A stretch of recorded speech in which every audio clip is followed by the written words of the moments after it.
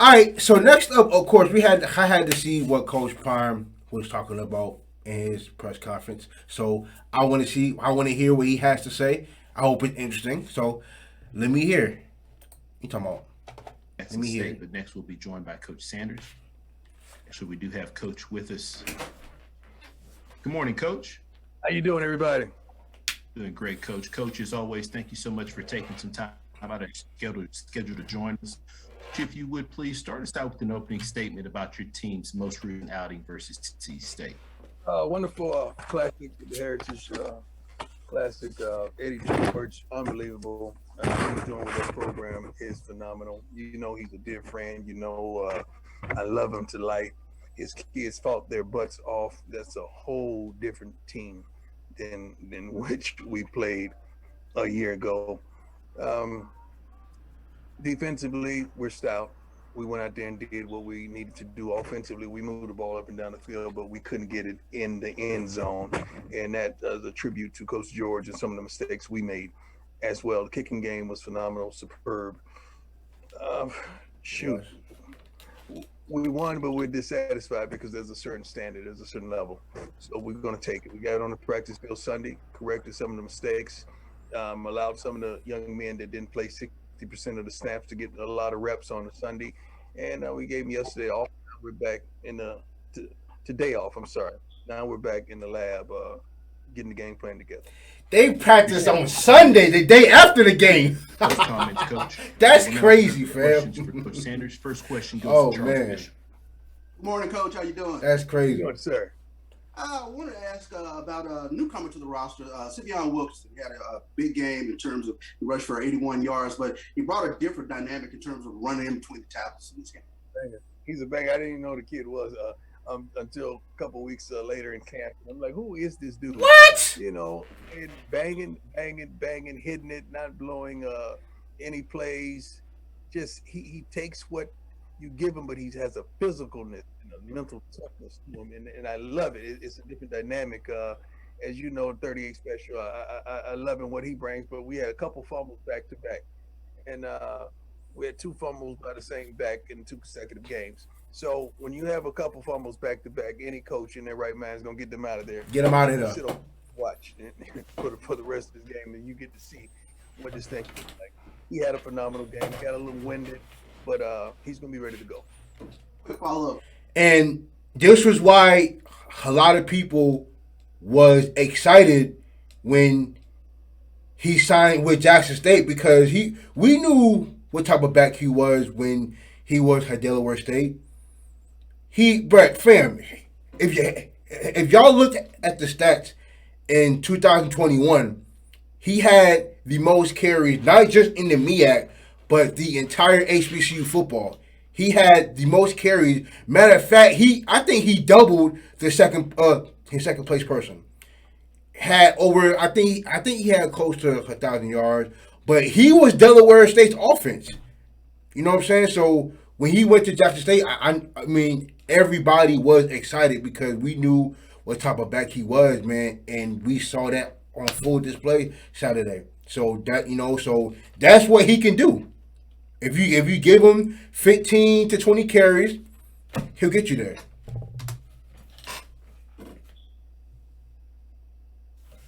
Coach.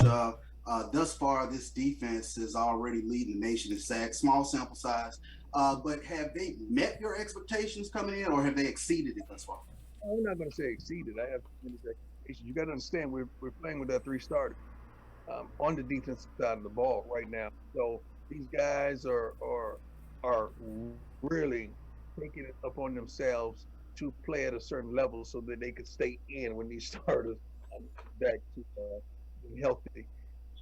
Coach Thurman, I've been saying this for a couple of years now. Coach Thurman is one of the best in the business, and you guys don't give him enough credit for his accolades, what he's accomplished, and who he is in the football world. And what he's doing, he's exuding what all he has inside of him. And that was one of our initial conversations.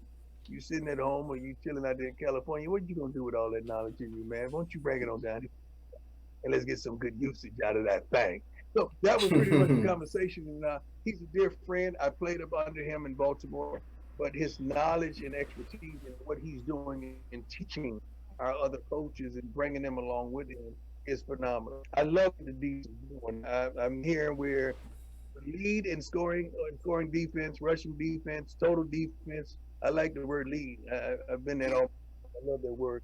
Second fewest first downs allowed, and your couple get big plays, explosions that we surrendered. That's because we've blown coverages. We've blown that allowed them to do such a thing. Mm-hmm. Thank you, Coach. That first drive against Tennessee Next State, question goes that to first Zach. drive, if that wouldn't have happened, it would have been a shutout. Coach. How you doing, sir? Your offensive line was a point of emphasis this offseason. Can you kind of speak to their performance over these first 2 weeks and what you and the coaching staff have seen from them? Oh, the offensive line. I can see all y'all when I talk. I'm hitting buttons, and then I got to get back to where I need to get there. Okay, offensive line. I think we only have one guy in there starting that was with the offensive line from a year ago. So this is a whole new thing. We feel like our second group, our twos are better than our ones were a year ago. And we got a new coordinator, of course, new thought process, new system, new scheme. And these guys are taking it upon themselves to not only secure our quarterback with the passing game, but the running game. It seems like we didn't move the ball up and down the field, but I think we had over 400 yards offensively. We had over 400 yards again offensively, which is phenomenal. Our quarterback completed 30 passes, which is a lot of darn completions, and we just didn't get the ball in the end zone. Yeah. And a quick follow-up about this week. You have a big game with Grambling State. They had a big offensive week under head coach Hugh Jackson. Can you speak to what you and your staff have seen on film as the biggest challenges playing Grambling State this weekend? First of all, I'm so pleased and excited that Coach Jackson is in the SWAC, is in HBCU.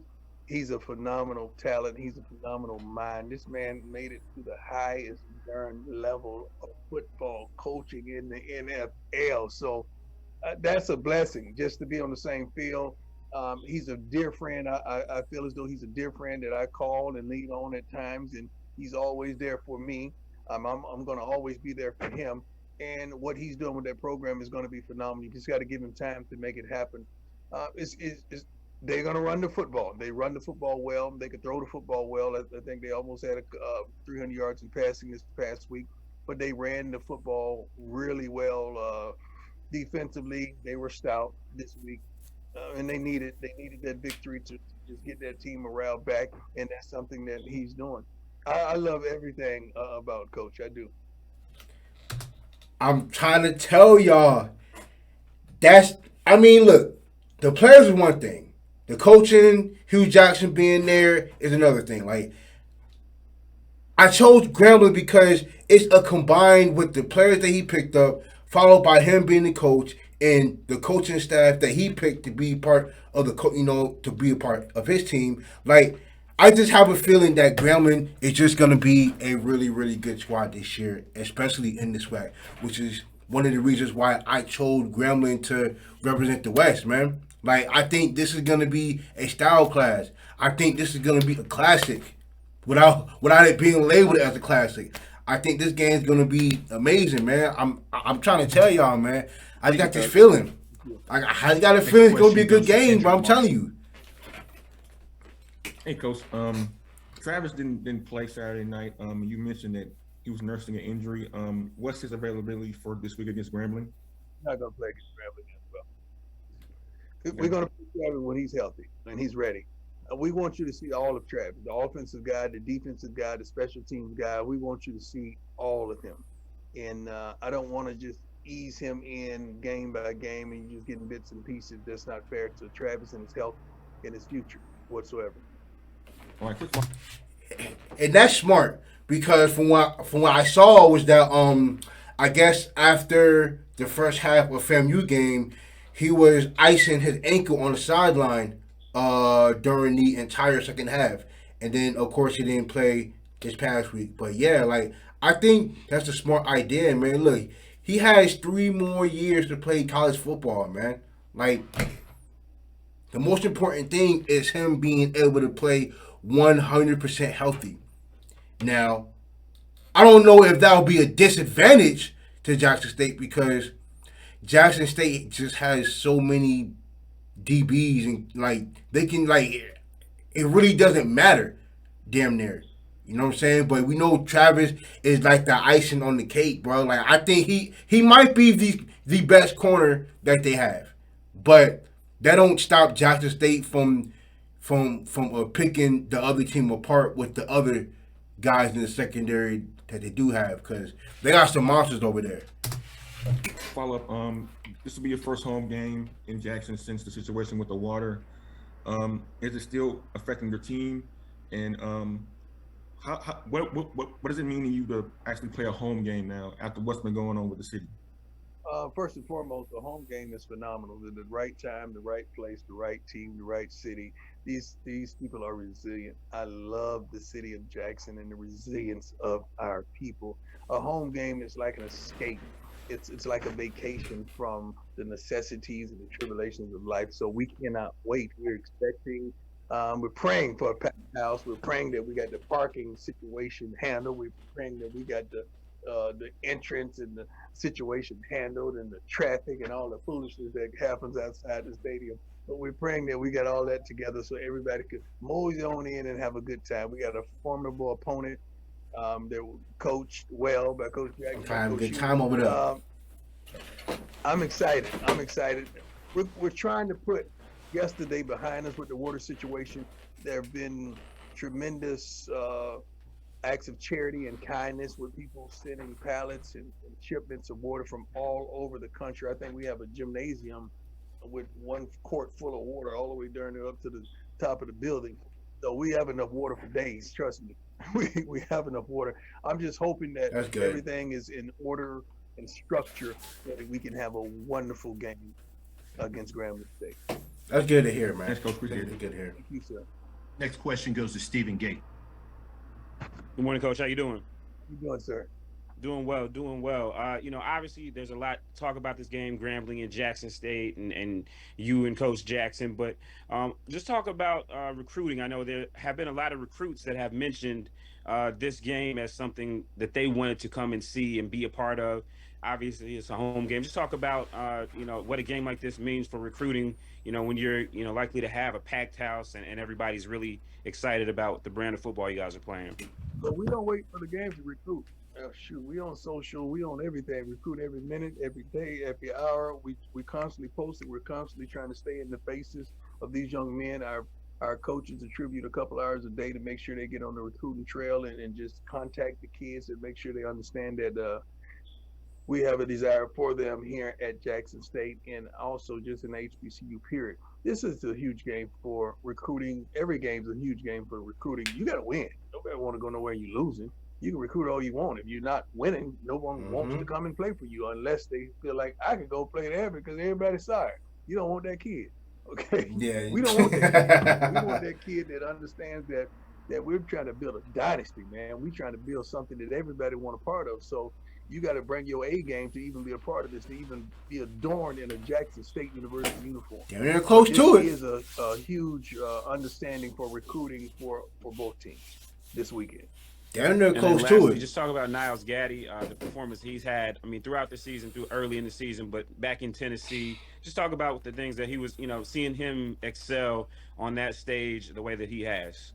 He's upset right now. He underachieved last year, and he knows it. You talk about James Houston. There's another guy on the other side of the field. His name was Niles Gaddy. He didn't get any accolades, any love, any of that. He missed several sacks. He just wasn't ready for the moment last year. But guess what? Instead of pouting and having a pity party, he got in the lab, worked his butt off, studied, prepared, got his body together. He escaped, more snaps. He's understanding and thinking the darn game of football. He gave me an illustration in the post game, about what he saw in both packages, what he seen from film study. I'm happy and excited about this young man because he has all to be a pro. And I feel like he is an NFL player. And that's what I was kind of worried about heading into the season was like, who the hell is going to replace James Houston? Because what James Houston did, I mean, look, it can't be denied. Down there had 20 sacks last year. You know what I'm saying? He was SWAC newcomer of the year. damn near defensive player of the year. So that's kind of hard to replace. And look, he got drafted. Even though he didn't make the 53-man roster, the fact that he got drafted is a big accomplishment. So it was definitely a thing to where we thought, like, we didn't know who that next James Houston was gonna be, and a lot of people didn't think Niles Gaddy was gonna have a big 2 games that he did, and he did just that, man. 4.5 sacks. That's the same thing James Houston did last year against Tennessee State. So shout out to Niles Gaddy. Proud of it. How many sacks did he have?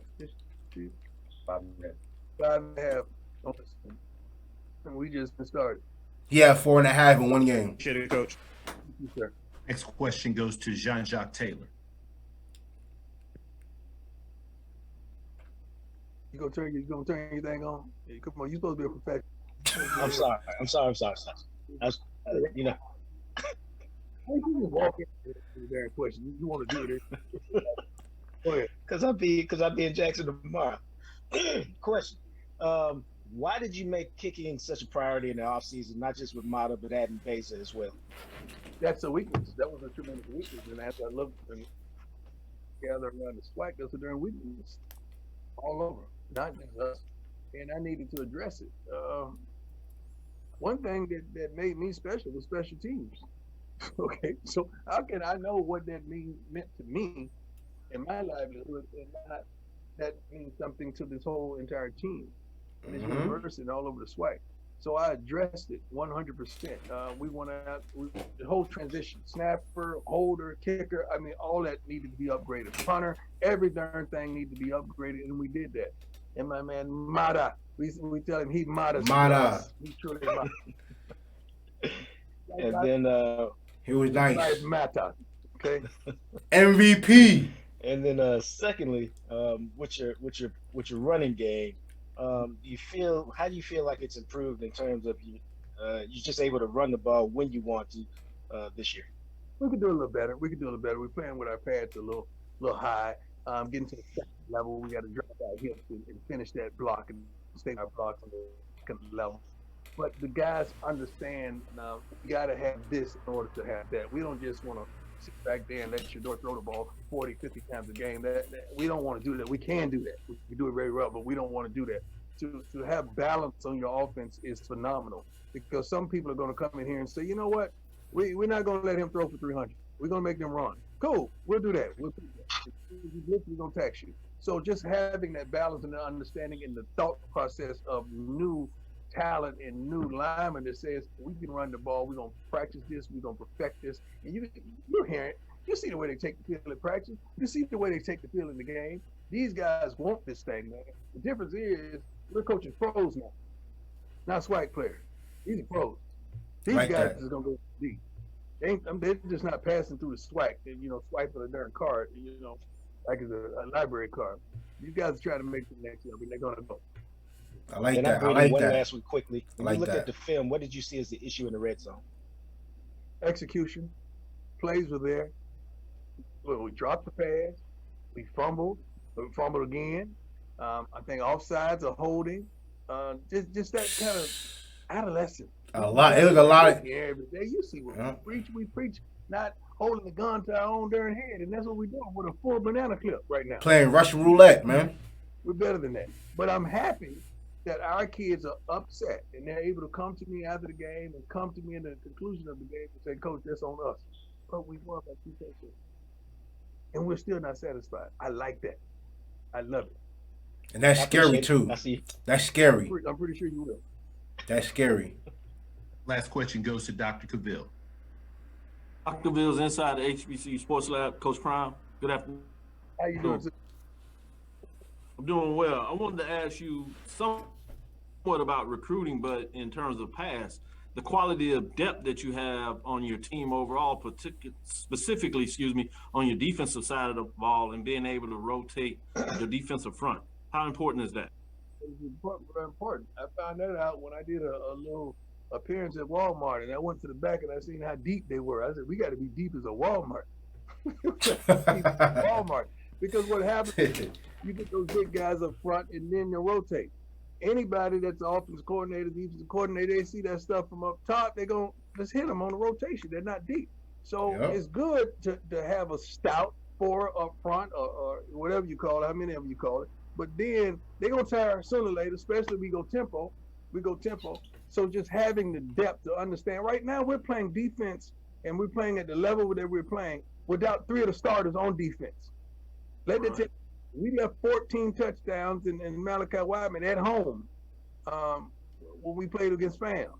So just bringing this stuff in and knowing the depth. And that's why practice is so darn competitive, because these, they get an injury. We got a left tackle that got hurt a week and a half before the first game. Hadn't his job back because he was working his butt off. So he has to go out there and practice. That's the way you earn it.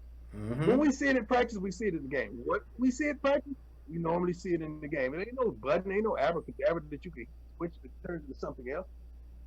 Just being able to have the depth that we have is phenomenal, and I attribute that to the coaching staff because they went out and got it. I put the onus on them. Don't sit up here during the game and tell me we don't have this and we don't have that. When you had the luxury to go out there and get what you want. We don't. This guy recruits Florida, this guy recruits Georgia, this guy recruits Louisiana. We don't have a staff like that. We don't have those type of resources. Go get what you want. That's how we recruit. Go get what you want. And I close it. That's why playing college football is so tough, bro, because it's a slight chance you get a brand new team every year.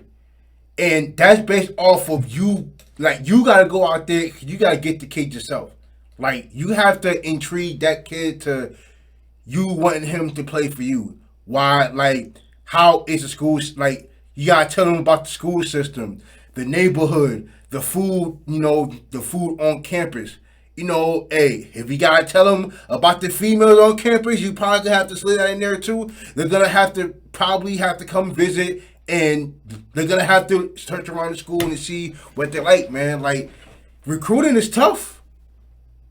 I've kind of seen it firsthand, when I'm dealing with, me doing, a little coaching back at Livingstone, me not officially coaching, but me seeing it firsthand, so I know, like, fam, recruiting is a tough thing, man, and it's a 24-hour, like, it's a 24-hour thing. Like, you don't never start recruiting. It's a 24/7 job to recruit. So I know how tough it is. Thank you, Coach. Look forward to the weekend. Thank you, my man. Coach Sanders, as always, we appreciate your time, and we look forward to speaking with you next week. Thank you. You know what? I'm sorry. It was one last thing I needed to say, and I need all you to understand this. You have a home. This is something that I need to address, and I'm glad you give me the opportunity to. We have an opportunity to the iPhone. We have an opportunity to play against these Power 5. And it's cool. I know some things you do and some things you do for money. I don't agree with that because I think that's the ultimate sign, the other phone, iPhone, the ultimate sign of selling out. Oh, this is what he's talking about. Okay, yeah. I want to hear this. Our vernacular. And I don't like that terminology. When we do something just for money, what is that called? What is that called? I'm sitting up here. I wanted some numbers. Okay. This is where people were calling them. Now it's clicking to me now. Gave me Marshall got $1.25 million to play against Notre Dame. Mm-hmm. Appalachian State got $1.5 million to play against Texas A&M. And beat them. Southern got $1.4 million to play against Nebraska. Okay, and so forth. Now let's get to us. FAMU got $450 to play against North Carolina. Southern, thank God, you got $760. I like that. All right, yeah, even $760 is too low to play against LSU. First of all, LSU is 3 years removed from, and not only an undefeated season, but a national championship with Joe Burrow, with Jamar Chase, with Justin Jefferson, all on the same team. And Texas A&M paid Appalachian State over $1,050,000, and LSU, who they play in the exact same conference, paid Southern $750,000. That's wild, fam. Hold on, who you think got more money, man? LSU or Texas A&M? Come on, man. LSU is just removed from a national championship. Like, come on, that don't make sense. Alabama State 590 for UCLA. You $590. That in the flight going all the way across the country. Bethune-Cookman, I don't even know what their payout is. We still trying to find out that. Alabama A&M $300,000 as well to play against UAB. $300,000. What? Fam, $300,000? Why would y'all even accept that? What the hell is that? Why would Alabama A&M would even accept that? Wait a minute, hold on. Matter of fact, isn't Alabama A&M like 2 years removed from a SWAC championship themselves?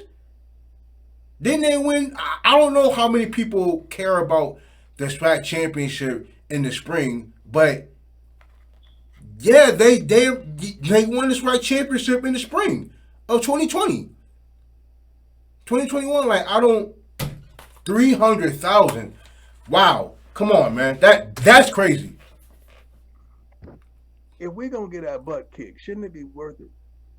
How in the world are we selling for the peanuts and the little minute droppings that they're giving us when everybody's darn near 500,000-600,000? Should we get together and huddle up as a HBCU and say we're not playing these beat down games unless we get this? Now, don't go up under it. You can negotiate above, but have the level be 750 or $1 million. Have something. Make it worth your team's while, because you're going to lose players. You're going to lose pride and dignity when we sit up here and telling you we're just as good, but you go out there and show that we're not as good. We're not nearly as good. And then you're losing 3 to 4 players because of the type of beating that you've got. Now you got to lift them and build them back up the next week to go back there and say, you could do it this week. Forget about last week, but you could do it this week. I don't understand that. I don't understand how we allow these other schools to get these type of purses to play against the same team that we're playing against. So who's negotiating this? Damn near the discrepancy is like between 500,000 and 700,000. App State got over 100, got $1 million, got 1.5 million, and Southern got 760. That's damn near. You know how far of a gap that is? Yeah, that's fam. Like, who? First of all, who's negotiating? Who's doing the negotiating? Who are y'all even speaking up for yourselves? Like, it just sounds like they printed out a spreadsheet or something of how much y'all they think y'all worth, and y'all gonna take it or leave it, and y'all take it because y'all don't think y'all gonna get anything bigger than that if y'all don't speak. Fam, you ain't gonna get nothing bigger than that if you don't speak up. Fam, yo, Eddie George, this is his second year coaching, and next year he's about to get $1 million to play at Notre Dame. He about to get $1 million. He negotiated that for I don't know how long, but he got it. $1 million for Tennessee State. Then the following year after that is a chance that he'll play Ohio State. I bet you he's getting over $1 million for that. You're worth what you can negotiate, bro. That's it. Like, if you don't speak up for yourself, you're telling yourself that you don't think you're worth asking for more. That's exactly what that is. If you don't speak up for yourself, you don't think that you're worth more than what you really want. You're worth what you can negotiate, bro, and that's just the honest truth. It's the same thing with contract talk, like with contracts, bro. If you don't think come on, man, it don't make sense out here, Can we dog. get together and form a committee or something and say, we're not doing it unless we get $1 million? Negotiate up, but don't negotiate down. And that $1 million should go directly to your football department. They out there getting their butts kicked. Not the rest of the school. They out there getting their butts kicked. They out there getting abused. They out there getting hurt. They out there getting injured. And then you want to spread it out of the school. I don't agree with that. If they're out there playing, they should Damn reap that. the benefits Damn of that. the sacrifices that they're making. I just don't like when I'm seeing guys get 1.4, 1.2, 1.7, or whatever, and we getting peanuts. I don't like that. So that means we're not doing well business-wise. I just want to alarm you on that kind of stuff because that's the kind of stuff I think about. And that matters to me. That's the ultimate sellout to me. So I'd rather us get together, somebody take the lead. I'll be glad to. I'm used to being in that position and say, you know what? We're not doing it. Well, Coach Brown, it's easy for y'all to say, no, we're in the same financial situation. We're not in a better financial situation than any of the rest of everybody. We may do more. We're able to work more, and we're able to go out there and get more because we got to go get them. But when it comes to selling our kids out, I can't take it, man. It frustrates me. It angers me. It upsets me wholeheartedly. And I'm sorry for venting, but when I see that kind of stuff and I look at those stats, and it makes me mad. It really does. Because we're trying to preach that we're just as good. Then we go out there and get beat down for peanuts. Don't like it. God bless y'all. That's absolutely crazy. Let me check this out, man. I played for Limestone as well as y'all know, and we used to play at least one D1 AA school every year, and we always let me be honest. I never knew what a money game was until probably 6 years ago. You know what I'm saying? My job. I'm still pretty young. You know what I'm saying? I didn't give out my age, but I'm still pretty young. So I didn't figure out what a money game actually was till like 6 or 7 years ago. So come to find out, I didn't know how much we were getting paid. But normally, fam, schools, especially for a Division I school, to getting 300, 400,000, that's what I'm thinking Division II schools are getting. I'm thinking D2 schools are getting 200, 300, 400,000. Not the SWAC or any team in the MEAC. How disrespectful is that? I think that's a slap in the face.